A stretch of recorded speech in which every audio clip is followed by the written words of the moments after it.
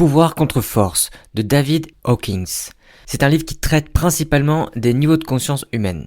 Il explique comment la mesurer, comment vous pouvez stimuler votre conscience et quels sont les avantages de le faire. Hawkins est né en 1927 et il est mort en 2012. C'est un psychiatre spécialisé dans le traitement de la schizophrénie et de la toxicomanie. Malgré sa carrière médicale prolifique, Hawkins est surtout connu pour son travail en philosophie et en spiritualité.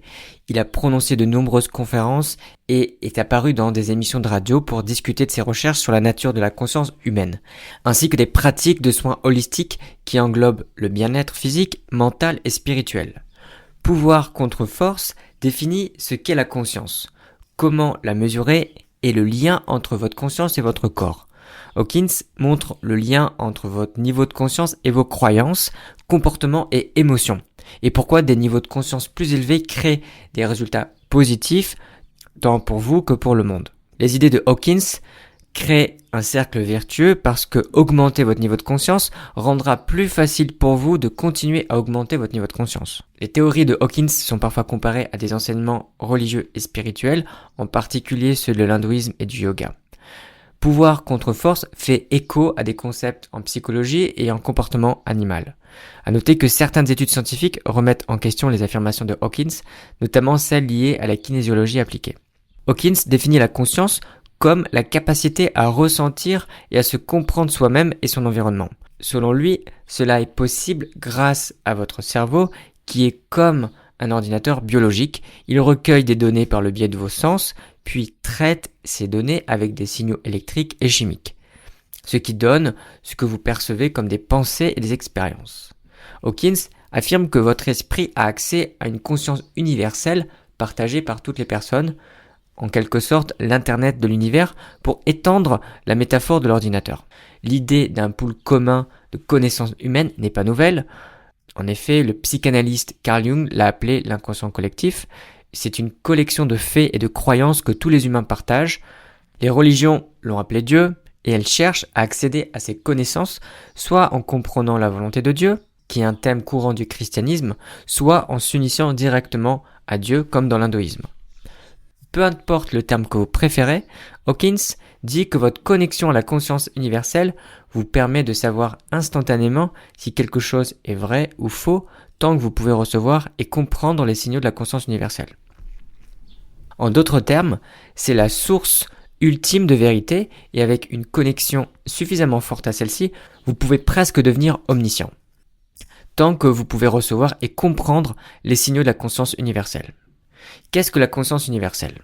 Hawkins décrit alternativement la conscience universelle comme quelque chose d'interne, enfoui profondément dans la psyché de chaque personne, et externe, à savoir une entité unique à laquelle nous sommes tous connectés. Cette description diffère des autres interprétations qui définissent la conscience comme externe ou interne. Par exemple, l'inconscient collectif de Carl Jung est interne. Il a théorisé que tout le monde partage certaines croyances, peurs et instincts hérités en commun, mais que les esprits humains sont connectés à une seule base de données externe d'informations. En combinant ces idées, Hawkins dit que la conscience elle-même est externe, mais il y a quelque chose de caché à l'intérieur de chacun de nous qui est capable de se connecter à elle. Hawkins définit le plus haut niveau de conscience, qui est l'illumination, comme un état où nous cessons de nous considérer comme des individus, et au-delà de cela, nous devenons des extensions vivantes de la conscience universelle. En d'autres termes, l'illumination est lorsque cette dichotomie interne et externe cesse d'exister. Mesurer la conscience humaine. Puisque la conscience signifie à la fois prise de conscience et compréhension, il s'ensuit logiquement que la conscience existe sur un spectre allant de l'absence de conscience, c'est-à-dire sans aucune prise de conscience ou compréhension, à l'omniscience, qui est une conscience totale, à une connaissance parfaite de tout. Hawkins a développé une échelle, ce qu'il appelle la carte de la conscience, qui mesure la force de votre connexion à la source universelle de vérité. Selon lui, les chiffres indiquent la fréquence énergétique de votre conscience, en d'autres termes, votre niveau de conscience. Les fréquences élevées indiquant une prise de conscience et une compréhension supérieure aux fréquences plus basses. L'échelle de conscience inclut des informations sur les croyances, les émotions et les actions clés qui définissent les différents niveaux de conscience. Par exemple, à des niveaux très bas de conscience, Hawkins dit que vous vous sentez profondément malheureux et avez tendance à vouloir faire du mal aux autres personnes autour de vous ou à vous-même. Le niveau le plus bas de l'échelle correspond à un niveau de conscience de 20 à 30 et il est associé au sentiment de honte. Quelqu'un à ce niveau de conscience ressent que Dieu est haineux et constamment embarrassé par lui-même et sa vie et pourrait même avoir des pensées suicidaires. Les niveaux de conscience plus élevés, en particulier ceux au-dessus de 300 sur l'échelle de Hawkins, sont définis par des émotions positives telles que la compassion, le calme et le bonheur. Les personnes à ce niveau pensent que Dieu est gentil et attentionné et elles considèrent leur vie comme agréable et épanouissante. Pour Hawkins, vous avez besoin d'un niveau de conscience d'au moins 200, ce que nous appellerons bravoure, pour interpréter les signaux de l'univers. La bravoure, le courage, est le point où vous êtes capable d'admettre que vous avez tort et d'apprendre de nouvelles choses. Sans bravoure, vous bloquerez les niveaux de l'univers s'ils contredisent ce que vous croyez déjà. Étalonnage de la vérité avec la kinésiologie. Une fois que votre prise de conscience, en d'autres termes votre conscience, atteint un niveau suffisamment élevé pour vous connecter à la conscience universelle, Hawkins explique que vous pouvez instantanément savoir si quelque chose est vrai ou faux et en utilisant des tests simples et scientifiquement prouvés. Les mêmes tests indiqueront également si quelque chose est bon ou mauvais pour vous. Hawkins a passé des décennies à étudier la kinésiologie, qui est la science du mouvement du corps humain. À travers ses études, il a découvert que le corps et l'esprit sont intrinsèquement liés. Par exemple, si votre connexion mentale à la conscience universelle est suffisamment forte, c'est-à-dire de 200 ou supérieure, vous pouvez utiliser des tests physiques de base pour interpréter des signaux de vérité que vous recevrez. Hawkins appelle cela la kinésiologie appliquée. Comment la vérité et le mensonge affectent vos muscles ? Hawkins décrit plusieurs tests de kinésiologie différents, mais le thème commun est que vos muscles deviennent plus faibles lorsque vous êtes exposé à quelque chose qui est faux, malsain ou indésirable. Par exemple, si vous dites quelque chose de vrai puis soulevez un haltère, vous le trouverez beaucoup plus facile que d'essayer de soulever le même haltère après avoir dit quelque chose de faux. Par essence, cela ne teste pas si vous pensez que l'affirmation est vraie, cela teste si l'affirmation est objectivement vraie, ce qui est possible en raison de votre connexion à la conscience universelle. Il en va de même pour tester si quelque chose est bon ou mauvais pour vous. Par exemple, placer un verre de soda devant vous rendra cet haltère beaucoup plus difficile à soulever que de faire la même chose avec un verre d'eau. Énergie et coercition. Le point critique de 200, qui correspond à la bravoure, est le point sur l'échelle où vous contribuez au moins autant que vous prenez à la société. Plus vous montez dans l'échelle, plus vous devenez un bienfait net pour le monde. Au niveau plus élevé de conscience, vous comprenez que le but de la société est d'aider tout le monde à vivre la meilleure vie possible et que d'utiliser vos ressources et vos capacités pour le bien commun améliorera également votre vie. Les personnes en dessous de 200 sur l'échelle de conscience ne comprennent pas cela. Elles sont égocentriques, donc elles prennent tout ce qu'elles peuvent des autres sans réciprocité. L'échelle de coercition. L'extrémité inférieure de l'échelle de conscience, c'est-à-dire celle qui est en dessous de 200, représente ce que Hawkins appelle la force, c'est-à-dire des états de conscience agressifs, nuisibles et égocentriques. Nous utilisons le terme de coercition pour souligner que ces états sont indésirables et préjudiciables. Lorsque vous recourez à la coercition, vous essayez d'obtenir ce que vous voulez en intimidant ou en manipulant les autres. En d'autres termes, vous agissez contre les gens au lieu de coopérer avec eux. Hawkins dit que la coercition peut conduire à une satisfaction à court terme, mais jamais au vrai bonheur. À ce faible niveau de conscience, vous êtes peu réceptif à la vérité, vous ne pouvez pas déterminer ce que vous voulez vraiment dans la vie ou comment l'obtenir. Utilisez la coercition avec précaution. Hawkins reconnaît que la coercition est parfois nécessaire. Par exemple, même une société éclairée devrait recourir à la coercition lors d'une arrestation d'un criminel, par exemple.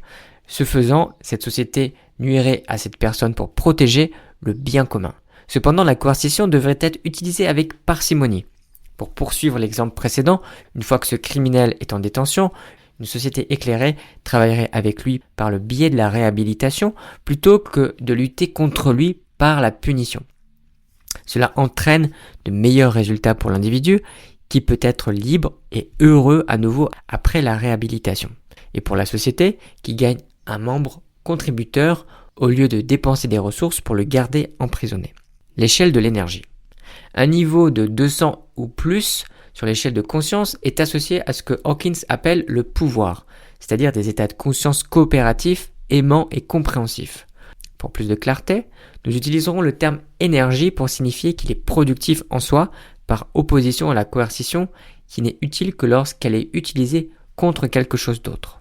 Hawkins dit que vous atteignez ce niveau de conscience lorsque vos actions, vos objectifs et vos valeurs sont tous alignés les uns avec les autres. En d'autres termes, tout ce que vous faites vous rapproche de l'un de vos objectifs et ces objectifs sont basés sur vos valeurs, ce qui signifie que les atteindre vous rendra plus heureux. Par exemple, si vous valorisez la santé, l'un de vos objectifs pourrait être de perdre 10 kilos, donc vous prenez des mesures telles que faire régulièrement de l'exercice et manger équilibré. Lorsque vous êtes dans un état énergétique, de plus de 200 sur l'échelle de conscience, vous travaillez avec les autres pour atteindre les meilleurs résultats possibles, tant pour vous que pour le monde. Premièrement, vous êtes réceptif aux signaux de vérité de l'univers, ce qui signifie que vous pouvez comprendre comment vivre une vie qui vous rendra vraiment heureux. Deuxièmement, vous donnez plus que vous prenez. En d'autres termes, vous améliorez le monde autour de vous. Illumination, la forme la plus élevée de conscience. L'échelle de l'énergie commence par la bravoure, l'état de transition entre la coercition et l'énergie. Cependant, selon Hawkins, la bravoure n'a qu'un niveau de conscience de 200. Le plus haut état de conscience est l'illumination, qui commence à un niveau de conscience de 700 et se termine à 1000, la note la plus élevée. Lorsque vous atteignez l'illumination, vous faites partie de la conscience universelle et ne vous considérez plus comme un individu.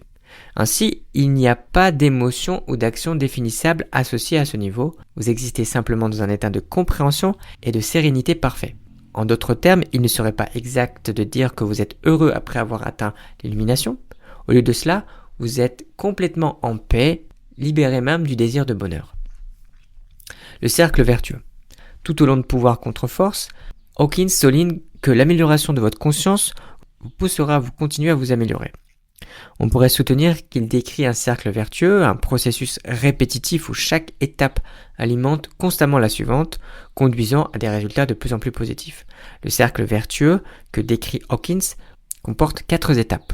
Développer une énergie coopérative, réduire votre dépendance à la coercition agressive, élever votre niveau de conscience et accroître votre réceptivité à la vérité. Chaque étape conduit à la suivante avec la dernière étape, augmenter la réceptivité à la vérité, ramenant à la première qui est développer une énergie coopérative. Ces 4 étapes produisent ensemble 2 résultats, devenir plus heureux et rendre le monde meilleur. Par exemple, si vous passez de ce que Hawkins appelle la volonté, qui a un niveau de 250, à ce qu'il appelle l'acceptation, qui a un niveau de conscience de 310, vous serez tellement plus heureux et aurez tellement plus d'habilité que vous voudrez continuer à gravir l'échelle vers l'illumination.